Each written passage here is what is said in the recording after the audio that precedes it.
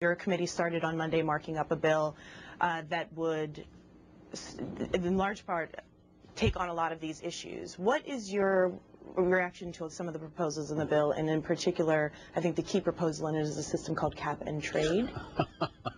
Well, we could spend all day talking. In fact, we're going to spend the next 3 or 4 days in committee debating that very question that you just asked. I guess the basic way to say this is the United States has the world's largest economy, about $14 trillion every year in goods and services.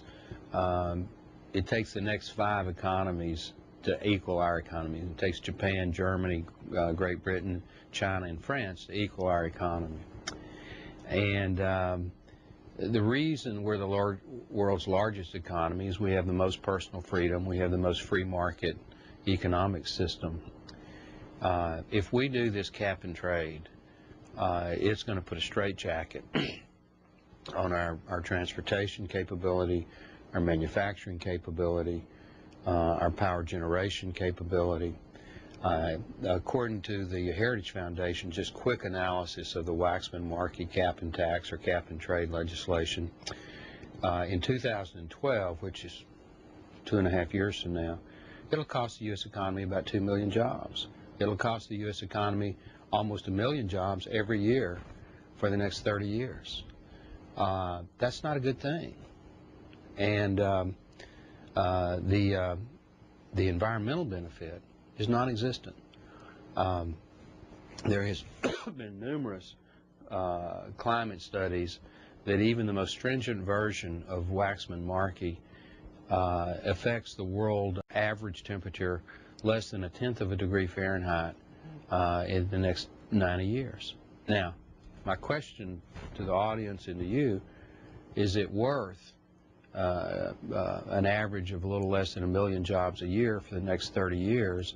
Is it worth an average cost to the economy every year in the hundreds of billions of dollars for less than 1/10 of a degree in Fahrenheit temperature change by doing all that?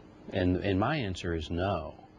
I would also point out that CO2, carbon dioxide, is not a pollutant in any normal definition of the term. It's not hazardous to health. It's naturally occurring. I'm creating it as I talk to you. It's in your Coca-Cola, your Dr. Pepper, your Perrier water. It's necessary for human life. It's odorless, colorless, tasteless, doesn't cause cancer, doesn't cause asthma.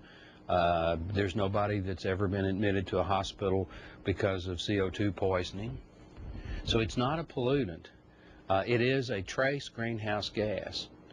But if you think greenhouse gases are bad, life couldn't exist without greenhouse gases. And the most prevalent greenhouse gas is something called H2O, water vapor.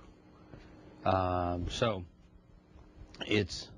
there is a climate theory, and it's a theory, it's not a fact, it's never been proven, that increasing concentrations of CO2 in the upper atmosphere somehow interact to trap more heat than the atmosphere would otherwise, and because of that, we need to do all these catastrophic things right now to affect our lifestyle and our economy. The stupidest thing the U.S. Congress could do this year would be to pass Waxman-Markey cap and trade.